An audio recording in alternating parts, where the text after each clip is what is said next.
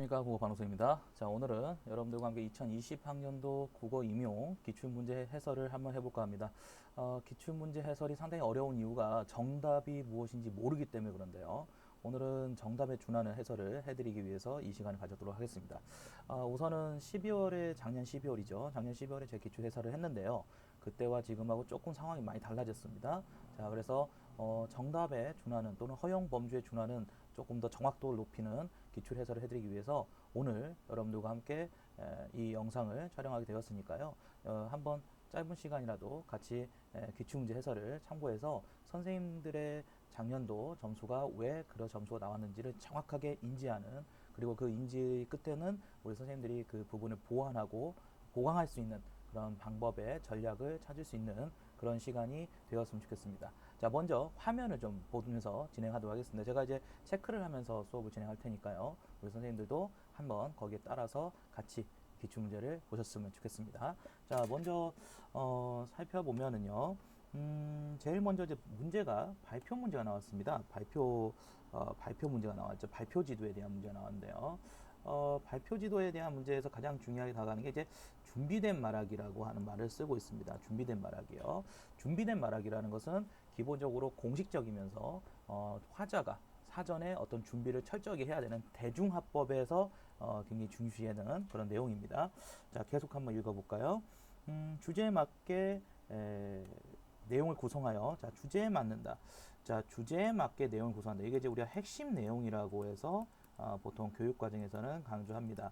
자, 그 구성이란 말을 쓰고 있고요. 구성은 이제 생성과 조직을 하겠다는 것이죠. 자, 우리가 기본적으로 생성과 조직을 하기 전에 준비 과정에서 이거를 어떻게 해야 되는가, 요 얘기를 좀 하고 있는 거거든요. 자, 요 얘기를 한번 계속 이어서 보도록 하겠습니다. 미리 작성한 발표문이나 대본 그대로 읽는 것도 문제지만, 저는 그것을 암기해서 청중과 반응과 상관없이 줄줄줄 읊어대는, 그러니까 단순히 준비 단계에서 어떤 걸 줄줄줄 암기해서 읊어대는 것을 문제 삼고 있습니다. 이 문제 상황이네요. 자, 이 문제 상황에서 학생에게 무엇을 작성하게 하는 게 좋겠는가 라는 말을 하고 있습니다. 여기서 이제 정답을 써야 되는데, 아마 많은 분들이 여기서 시험 보실 때는 어떤 답을 써야 되는지 막막했을 것 같습니다. 조금만 더 읽어보고 맞춰보도록 하겠습니다.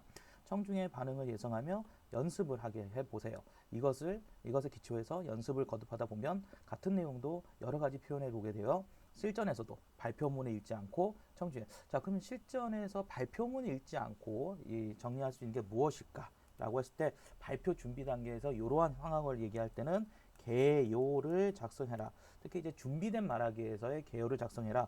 또는 어떤 개괄적인, 그러니까 전체적인 개요식의 원고를 미리 준비된 원고를 준비해서 제시해라. 요 두 가지가 원채점, 그 다음에 두 번째는 허용채점으로 들어갈 수 있을 것 같습니다. 예, 그래서 요거를 이제 좀 구성할 때 어디를 참고하면 좋겠냐라고 하시는 분들이 많이 계시는데, 사실 이제 국어교육의 이해라는 책에도 나와 있고요.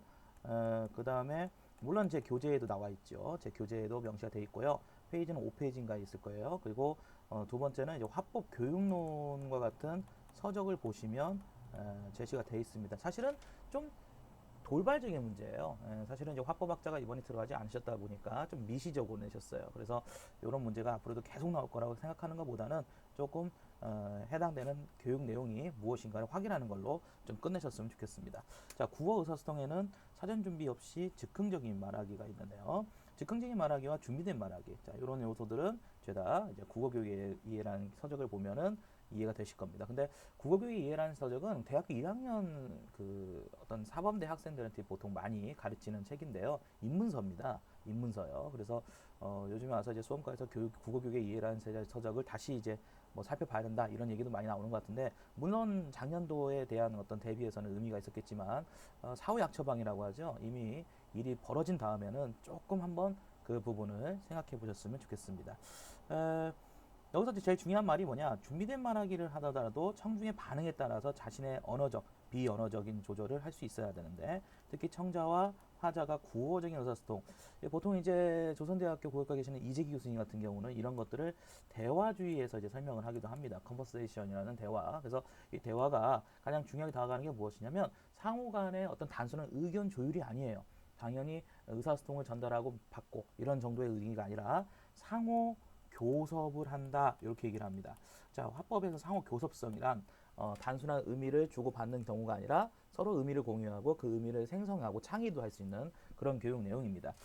그래서 여기 정답은 당연히 상호 교섭이라는 단어를 쓰셔야 됩니다. 이렇게 상호 교섭이라는 단어를 쓰시면 역동적인 의미를 창조해가는 이 부분을 매치시킬 수가 있게 되는 것이죠. 바로 이런 점 때문에 이번에 이제 기억은 개요. 그 다음에 니은은 상호 교섭성. 이렇게 교섭 이렇게 두 가지를 쓰셨어야 됩니다.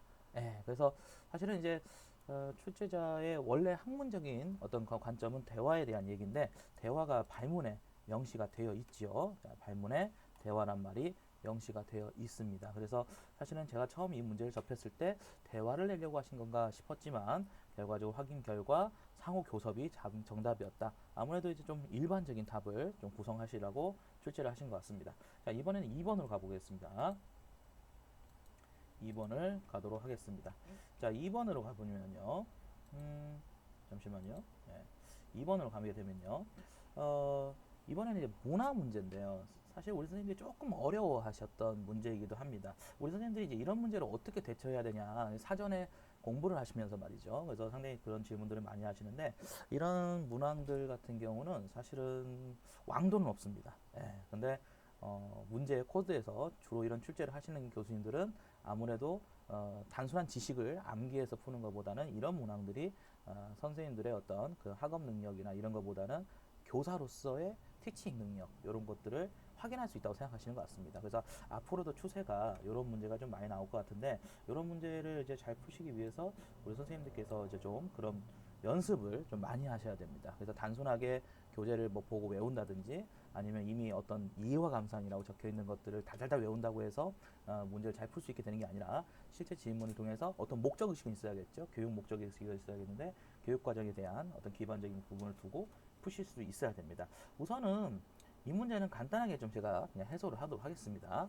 자, 속도는 모더니티의 핵심이다 라는 말이 나와 있습니다. 그러니까 모더니즘이거든요. 사실 모더니즘론을 기반을 하고 있는 것은 형식에 대한 어떤 코드를 갖고 있습니다. 자, 우리가 이제 한 가지 명심해 줘야 할 게 뭐냐면 시험이 아무리 찾으라고 한다고 해도 기반은 있다는 거죠. 여기 같은 경우는 이 형식이 뭐에 해당되냐면 배경론에 해당됩니다. 그러니까 배경이라는 것은 무엇이냐? 작품의 주제를 잘 드러날 수도 있고 갈등을 소재를 더 잘 들을 수 있게 하는데 여기 같은 경우는 지금 기차역을 이제 중심에 두고 어떤 주인공이 느끼는 심리적, 그러니까 최명익이라는 작가가 심리 소설가로 유명하거든요. 그래서 허준과 더불어서 최명익의 심리 소설가가 굉장히 중요한데 이 신문은 과거에 객관식 때도 한번 언급된 적이 있었던 작품입니다. 근데 이제 이런 식으로 나오지는 않았고요. 그래서 기차역이라는 배경 놓고 봤을 때 여기서 이제 문제가 뭐냐면 속도라고 하는 거 이게 이제 시간성이라고 하거든요. 그러니까 이거는 이제 배경론에서 시간성이라고 얘기를 합니다. 공간성, 시간성. 그러니까 시간이 작품의 어떤 갈등이나 사건 전개에 어떤 영향을 미치는가 이런 얘기를 하는 거거든요. 그래서 가령 신문에서 기억에 들어갈 수 있는 속도의 객관적 상가물이 상대에 설정되었다 했는데 자, 기억이란 게 무엇일까? 일만의 주저나 두려움 없이 질주하는 속도가 눈앞에서 다가오는 것. 이런 거를 이제 얘기했는데 정답부터 말씀을 드린다면 정답은 기억에 들어갈 말은 여기 읽어 보셨을 때 가장 눈에 띄는 게 이거거든요. 특급.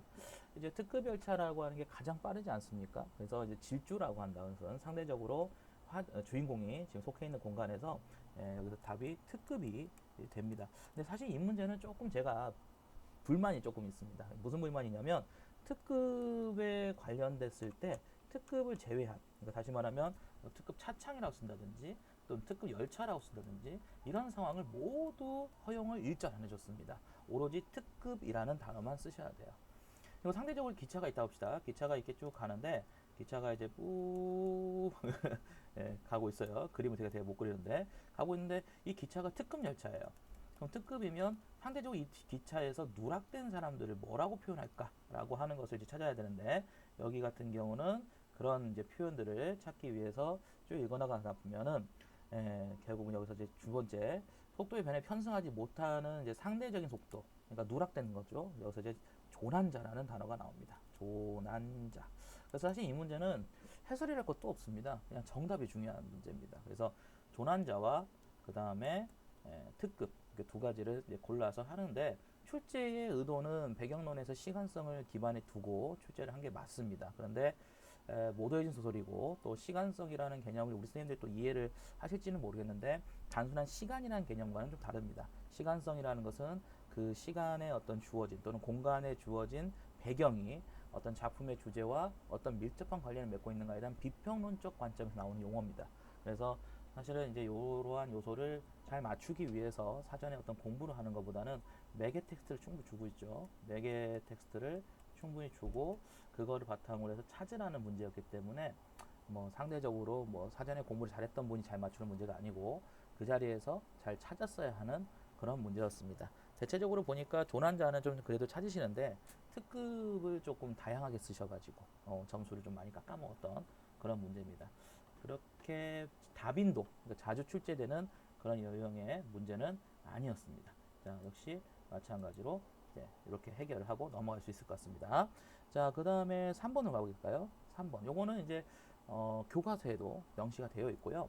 요거는 이제 확실하게 얘기할 수 있을 것 같습니다. 그래서 이번에 이제 그 창비 교과서의 어떤 저자 한 분이 추출에 들어가셨죠. 그래서 창비 교과서의 어떤 그런 활동과 굉장히 유사합니다. 강의 때도 이제 교과서 분석반 때 이걸 강조해 드렸는데 조금 그 저자의 영향력을 확실히 받는 그런 요소입니다. 여기 보면은 어떤 문제를 이제 가지고 얘기하느냐 이렇게 나와 있는데요. 요 문제라고 하는 것이 실질적으로 보면 접근하면 이제 컨텍스트입니다. 컨텍스트, 컨텍스트인데 잠시만요. 컨텍스트. 자, 이 컨텍스트라고 하는 말이 뭐냐? 아이고 왜 이렇게 오타가 나니? 자, 컨텍스트라고 하는 게 뭐냐? 컨텍스트를 이제 우리가 전문 용어로 이제 맥락이라고 번역을 합니다.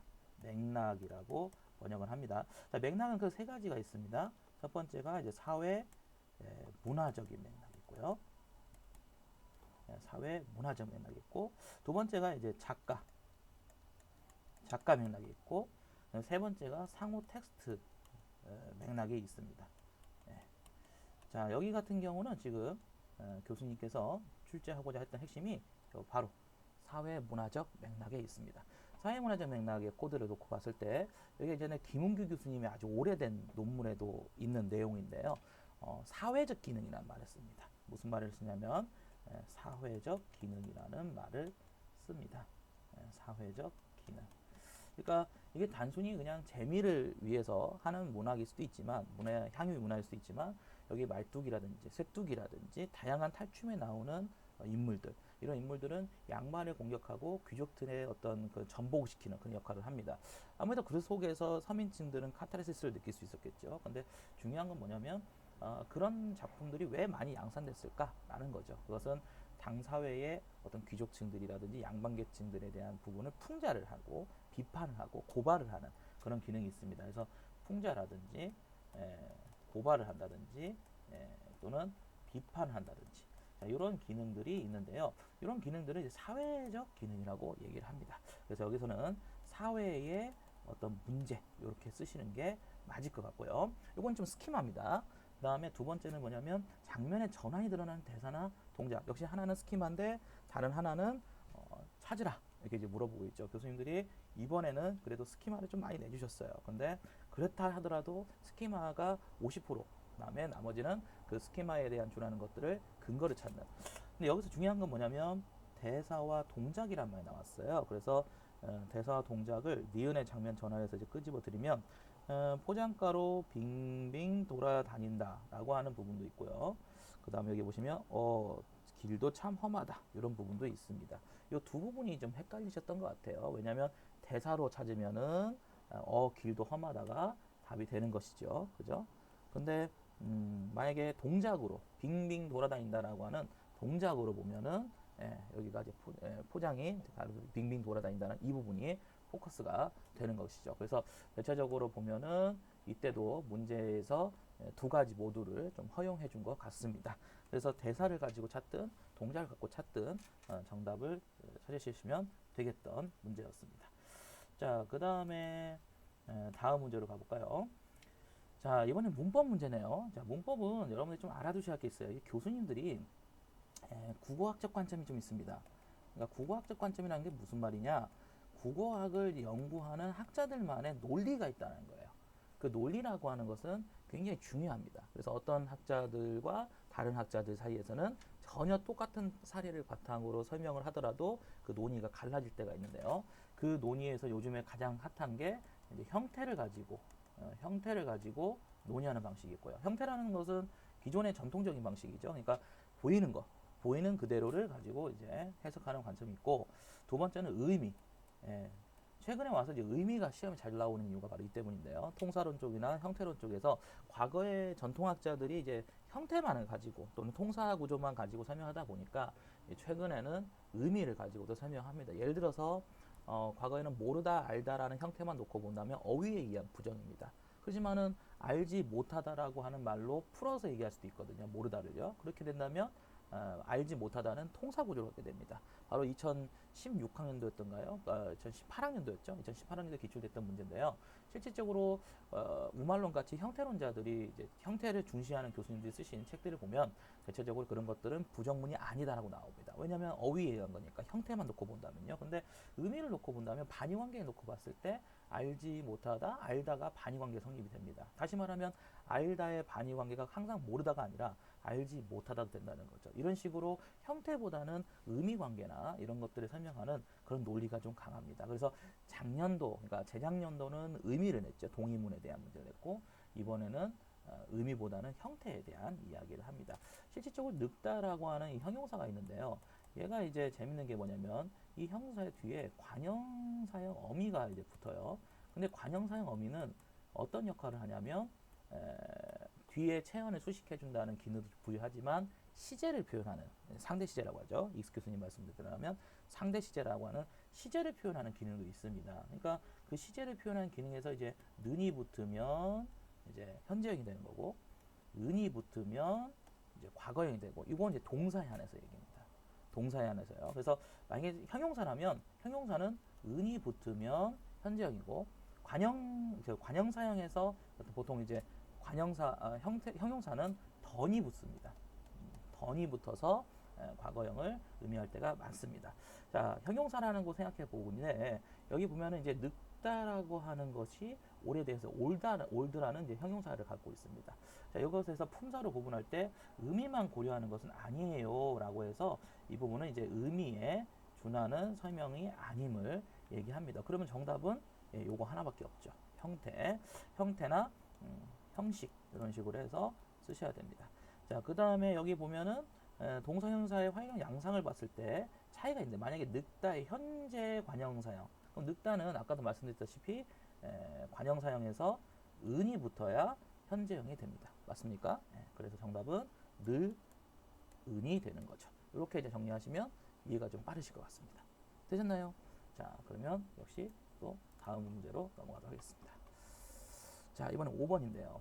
요런 문제를 이제 의외로 되게 어려워하시는 분들이 계십니다. 그 상대적으로 이제 이런 문제를 어려워하시는 분들은 작품을 사전에 미리 어떤 이해와 감상이라든지 교육 내용을 다 공부해서 그거를 바탕으로 해서 그런 부분 요소들을 다 정리하려고 하는 그런 분들의 공부 방식에서는 이런 문제가 좀 속된 말로 쥐약입니다.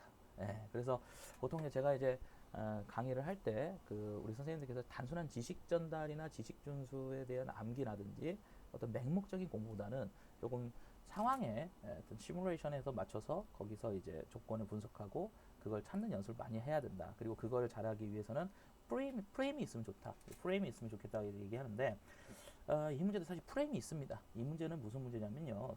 박완서 작가의 작품에서 주로 이제 인물의 성격소를 이제 얘기를 하면은 6.25 전쟁에서의 오는 하나의 사건이 굉장히 중요하게 다가갑니다. 박완서 작가의 작품을 읽다 보면 엄마의 말도뿐만 아니고요. 전쟁을 소재로 했을 때 가족 내부에서 이 전쟁이 얼마나 사람을 피폐하게 만드는가, 그리고 가족 내부에 큰 트라우마를 남깁니다. 트라우마요. 그래서 그 트라우마가 그 인물의 행동이나 대사에서 그대로 노출이 돼요. 그래서 뭐 그의 겨울은 따뜻했나라든지 서울에서 뭐 어떻게 보면은 다른 작품들을 보면은 항상 이제 어떤 트라우마가 생긴 사람이 좀 과도한 행동을 하기 시작합니다. 뭐 도리질을 한다든지요.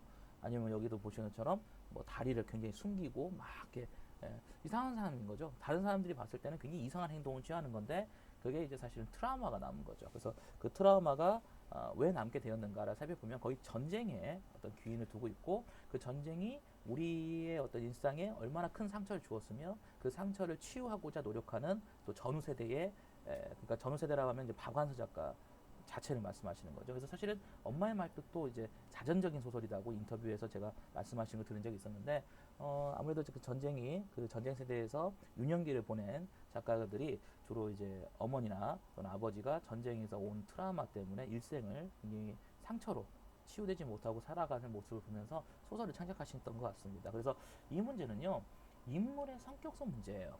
그러니까 우리 선생님들이 옛날에는 뭐 인물의 유형이다, 인물의 뭐 갈등, 인물의 뭐 어떤 반동 인물이냐, 주동 인물이냐 이런 식의 어떤 공부를 많이 했었고, 평면적 인물이냐, 뭐 아니면 뭐 입체적 인물이냐 이런 식의 공부를 많이 했었는데, 지금은 이제 그런 식의 공부가 좀 적합한 게 아니고, 인물 성격을 할 때는 사실 이제 대사라든지 대화라든지, 대사가 아니라 대화 또는 행위 또는 어떤 소재, 어떤 사건, 이런 것들이 그 인물의 성격을 창조해냅니다. 재작년 같은 경우는 돈이 이제 인물의 성격성 문제였고요.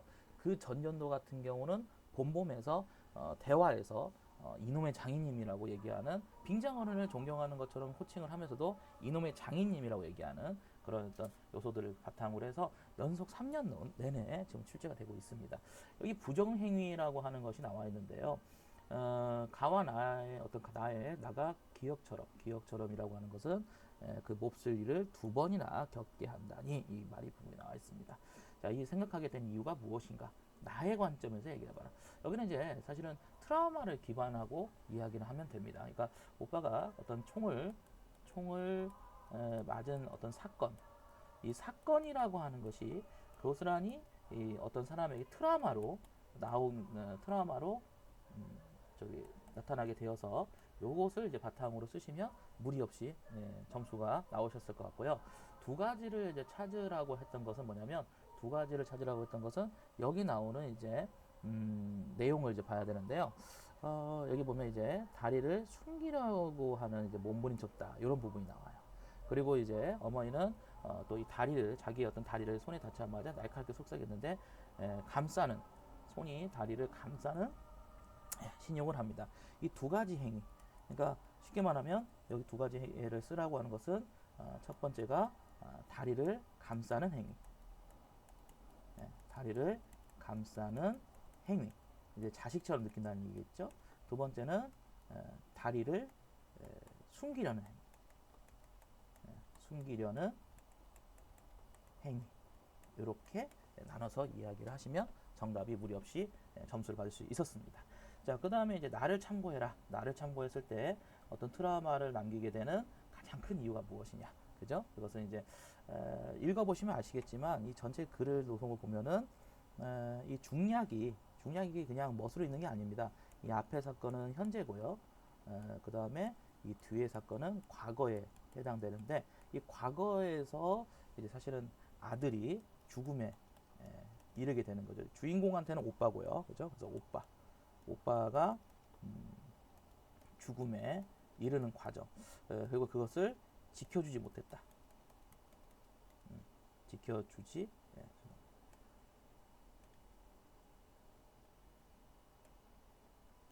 지켜주지 못했다.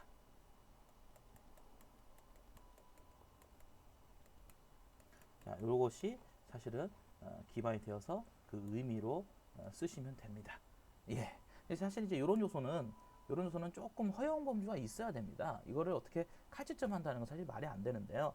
아마도 이번에 이제 칼집점이 너무 심했어요. 근데 뭐 저는 그게 뭐 나쁘다고 생각하지는 않습니다. 차라리 점수 퍼주는 것보다는 점수를 깎는 게 어떻게 보면 변별 속에서는 의미가 있으니까요. 근데 중요한 것은 뭐냐면, 어떤 거는 찾으라고 하고 어떤 건 스키마를 제시하라고 하는데, 그 외에 어떤 이런 의미를 쓰라고 한다든지 하는 것들은 선생님들께서 이제 좀 생각을 해보셔야 할 게 뭐냐면, 어느 정도 허용 범주가 있을 거라는 거죠.